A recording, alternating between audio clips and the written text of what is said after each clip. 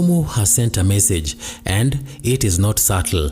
The so-called Linda ground wave that has been sweeping across parts of Luo Nyanza has hit a wall on the shores of Lake Victoria. When Homa Bay Governor Gladys Wanga stepped into Kisumu once again to sell her narrative, she expected a show of unity. Instead, what stood out was not what happened, but who was missing. ODM! ODM! ODM! Atimomos ni piny mangima.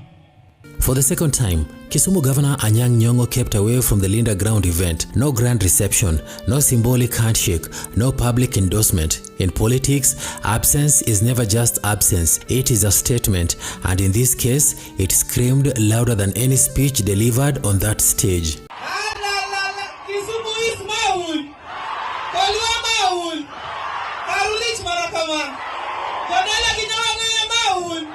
This is the kind of political deep dive that excites you. Make sure you subscribe to the channel right now. We go where others fear to tread.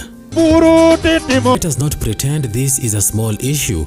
Kisumu is not just another county. It is the heartbeat of Luo politics. It is the ideological capital, the emotional center, the place where political currents are tested before they are allowed to flow downstream. When a leader walks into Kisumu without the visible blessings of the sitting governor, that leader walks on shaky ground. Gladys Wanga has been moving across the region trying to consolidate what is now being branded as the Linda Ground narrative. On the surface, it looks like a grassroots mobilization drive, but scratch beneath the surface and you will see something more complex. Linda Ground is increasingly being associated with a soft landing towards President William Ruto and the so-called broad-based arrangement that has unsettled many traditional opposition loyalists.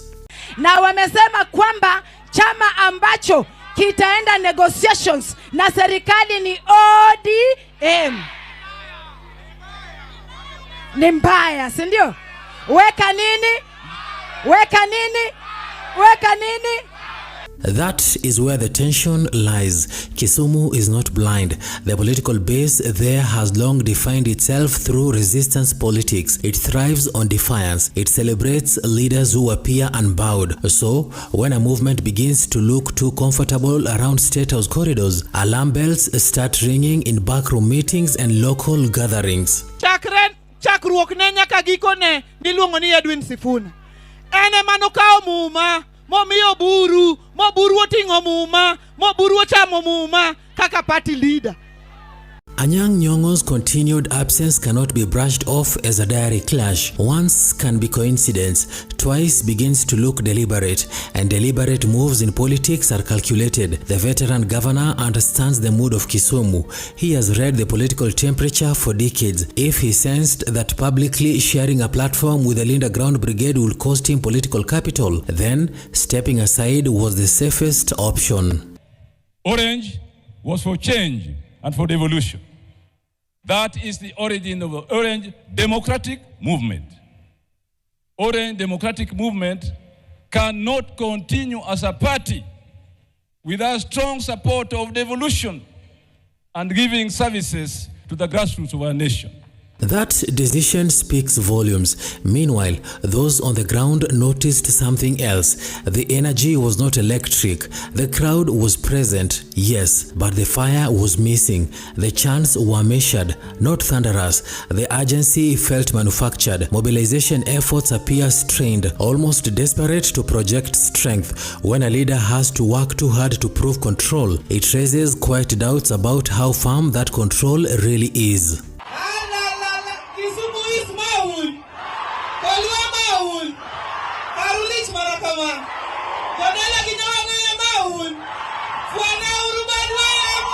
And then there is the 2027 faction hanging over everything like a dark cloud. The broad-based arrangement with Ruto has divided opinion across the opposition strongholds. Some see it as a pragmatic politics. Others see betrayal. In Kisumu, that second sentiment runs deep. The political memory of the region is long. It remembers sacrifices. It remembers battles fought in the name of resistance. Aligning too close with the current administration without clear political gain is a risky gamble. Kwa hivyo nikirudi Busia, niseme kule Kisumu East, GNZs wamechemuka na wamesema kwamba chama ambacho kitaenda negotiations na serikali ni ODM. Ni mbaya, si ndio? Weka nini? Weka nini? Weka nini? Gladys Wanga is walking a tightrope. On one side is the promise of national relevance and proximity to power. On the other side is the unforgiving court of public opinion in Luo Nyanza. If she leans too far in either direction, she risks falling. Oburu, tumemwambia party leader wetu Dr. Oburu Oginga afanye negotiation na vyama ambayo tuko na mafikira sawa. Wago mbaka gichama mawango gi parachiel. Kwa chako gi UDA mawange broad based. To wawacho niko sadi mbele kacha. Iyo ngombe kama ni full ikatwe katikati. Katikati nusu ni ya ODM, nusu ni ya UDA. Uwacho na ngojo thurwe wachno.